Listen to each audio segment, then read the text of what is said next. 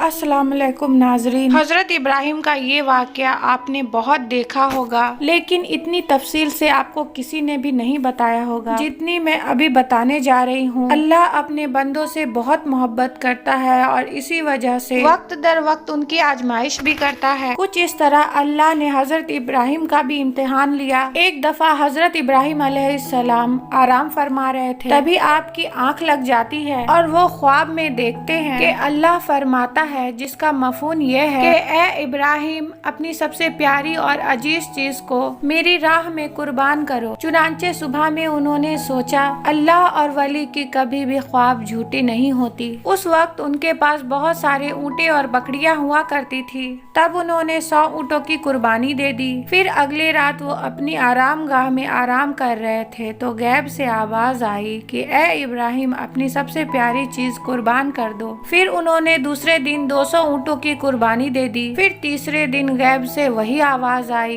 इस पर हजरत इब्राहिम सोचने लगे कि सबसे प्यारा तो मुझे मेरा बेटा है, यानी मेरी सबसे अजीज चीज तो मेरा इस्माइल है। आप सोचने लगे कि कहीं अल्लाह मेरी आजमाइश तो नहीं ले रहा है कि मैं सबसे ज्यादा अल्लाह से मोहब्बत करता हूँ या अपने बेटे से। जब ये बात उनके समझ में आई तो उन्होंने ये फैसला कर लिया कि मैं अपने अजीज को राह खुदा में कुर्बान कर दूंगा। फिर आपने हजरत हाजरा से कहा कि ए हाजरा, मेरे अजीज बेटे इस्माइल को गुस्ल करा दो, इतर लगा दो, नए कपड़े पहना दो और बिल्कुल दूल्हे की तरह तैयार कर दो। आज हम अपने बेटे को अपने दोस्त के घर दावत पर लेके जा रहे हैं। बीबी हाजरा खुश हो गई और उसे बिल्कुल दूल्हे की तरह तैयार कर दिया, खुशबू से मुअत्तर कर दिया। उसके बाद हजरत इब्राहिम अपने बेटे को लेके फलस्तीन से लेकर मक्का की तरफ रवाना होने लगे। फिर शैतान बीबी हाजरा के पास आया और कहने लगा, ए हाजरा, तुम्हें पता भी है कि तुम्हारे शौहर तुम्हारे बेटे को अपने दोस्त के यहाँ नहीं बल्कि कत्ल करने के लिए ले जा रहे हैं। इस पर हजरत हाजरा ने कहा कि मैं अपने हजरत इब्राहिम अलैहिस्सलाम को बहुत अच्छे से जानती हूँ कि वो ऐसा कभी नहीं करेंगे। भला एक बाप अपने बेटे को कैसे कत्ल कर सकता है। इस पर शैतान ने कहा,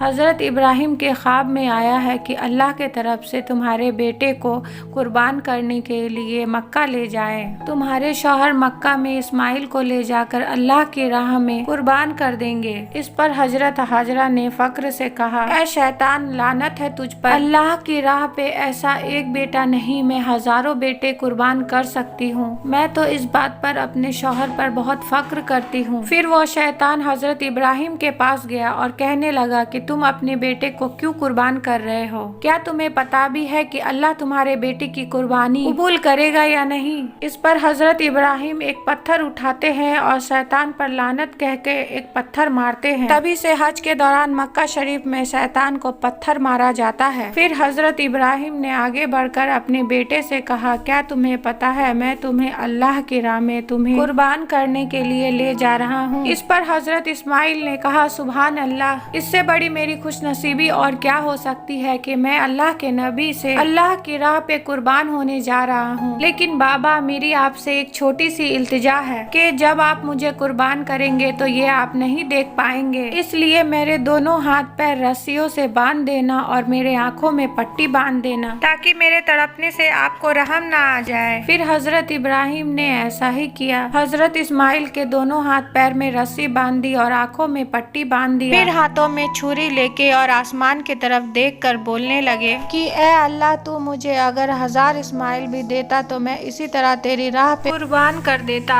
ये कहकर गर्दन की तरफ छुरी ले जाने लगे तो अल्लाह ने फरमाया, ए जिब्राइल, जन्नत से एक जानवर लेके जाओ और इस्माइल को हटाकर उसके जगह जानवर को रख दो। इब्राहिम अपने इम्तिहान में कामयाब हो गया है। हजरत इब्राहिम ने जैसे ही खंजर को चलाया और खून जो बहने लगा तो क्या देखते हैं, आपका बेटा सही सलामत मौजूद है और बिल्कुल आपके साथ खड़ा है। और जब हजरत इब्राहिम ने नीचे देखा तो वहाँ पर एक दुम्बा, जिसको हम भेड़ कहते हैं, वो कुर्बान हो चुका था। हजरत इब्राहिम अलैहिस्सलाम ने अल्लाह का शुक्र अदा किया और गैब से आवाज आई, ए इब्राहिम, इस बात को ता क़यामत याद रखा जाएगा और तेरी इस सुन्नत को ईमान वाले हर साल कुर्बानी के तौर पर अल्लाह की राह में पेश करेंगे। तभी से ये सिलसिला जारी हुआ और ईद के 70 दिन बाद बकरीद मनाई जाती है, जिसको ईद उल जुहा भी कहते हैं। ये पर्व 3 दिन तक मनाई जाती है और हलाल जानवरों की कुर्बानी दी जाती है, जिसमें ऊंट, दुम्बा, गाय,